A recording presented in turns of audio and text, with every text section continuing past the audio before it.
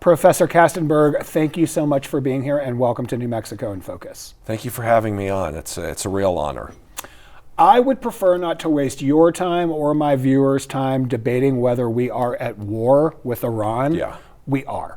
Can I'd I like to Can I interject? I agree with you, so there's no reason to debate that. Agreed. Okay. I would like to begin then by asking how that happened. I don't mean historically, I don't mean geopolitically, I mean by what mechanism did we end up at war with Iran? Well, by the act of the president, with no congressional constraints whatsoever. To me, we ended up in this war in full disregard of constitutional norms. And what I mean by that is the framers of the Constitution have a very explicit role for Congress, and that is to declare war. And since World War II, that hasn't happened, but in almost every prior conflict that had some longevity to it, there was a congressional approval of that warfare. You skipped right past my next question, which is what does the Constitution say about war? But I'd like to ask this and dive just a little bit deeper there. As we all know, the president very much set the chessboard in this particular instance.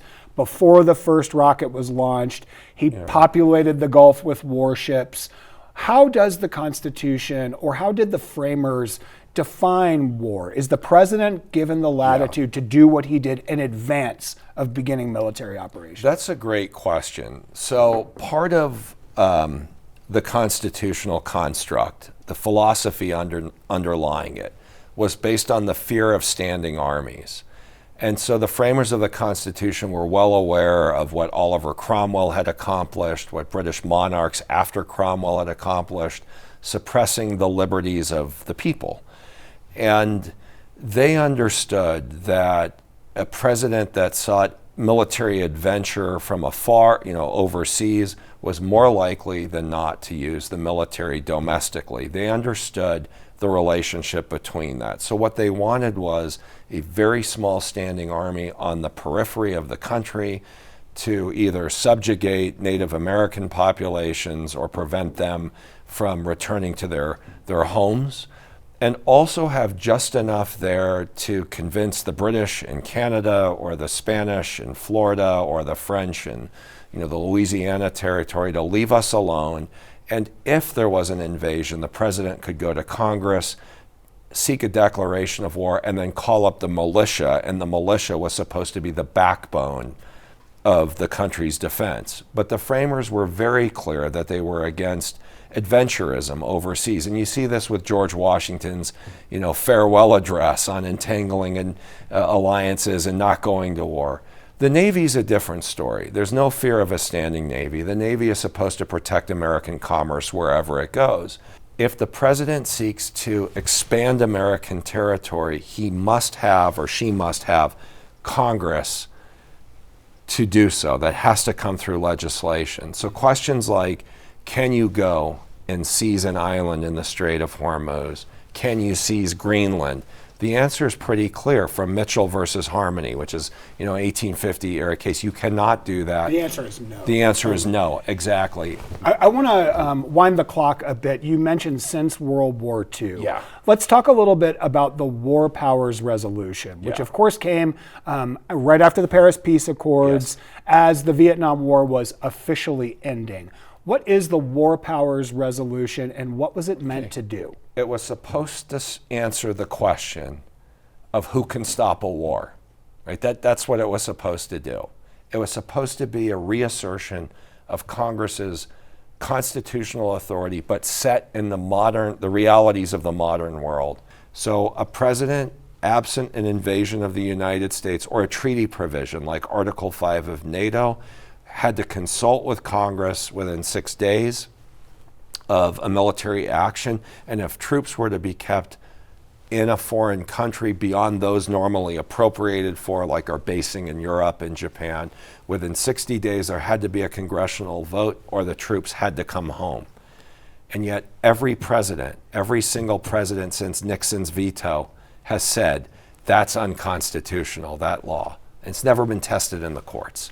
Got it. That was going to be my next question. So this is what the War Powers Resolution was supposed to do. Yes. I was going to ask, how has that worked out for us so far, Professor? Well, not particularly well. And every president in theory, including, one of the great humanitarians, Jimmy Carter, has been accused of violating it. With Carter, it was using the Army Special Forces and Airlift Command to evacuate European nationals from Central Africa.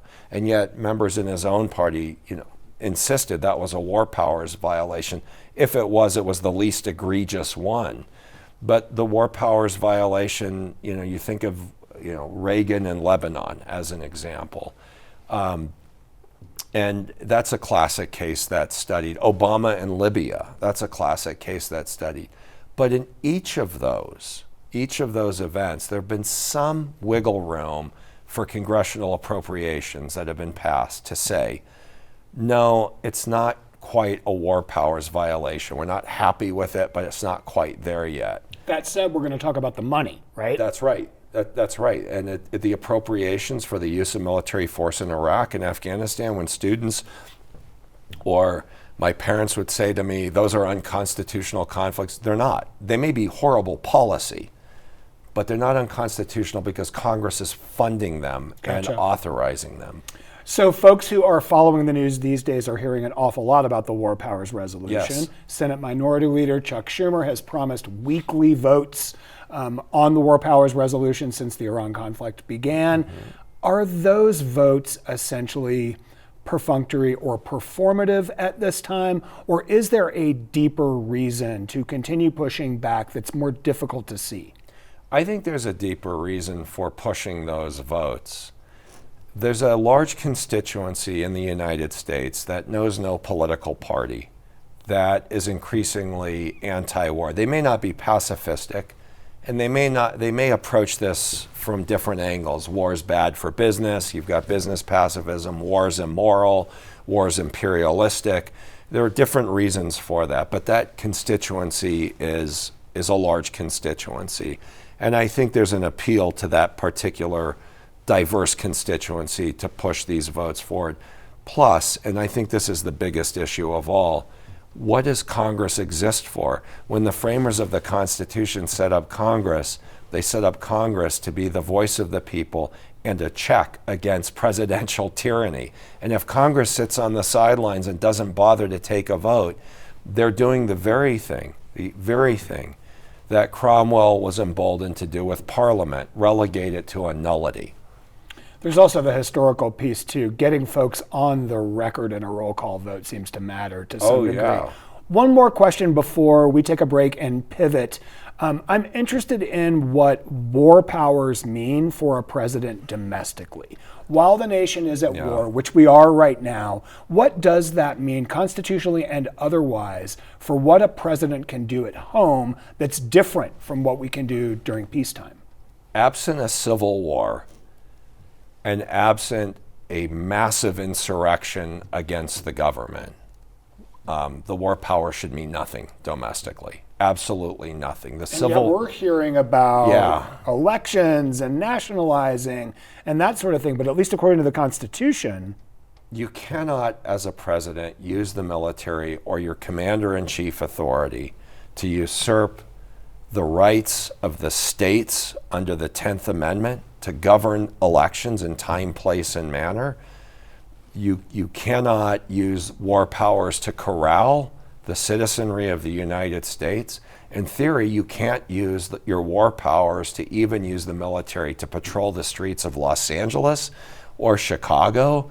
And I know we could do the Posse Comitatus Act analogy, but all of it flies in the face of what Jefferson and Adams and Madison and those who voted to ratify the document believed in. And if the Constitution stands for two things, one is some sense of unity before the states, and usually that's commercial or economic unity, but the other thing is a protection of the people of the country through the diffusion of power and significant checks on the president from exercising their military power over the people of the country.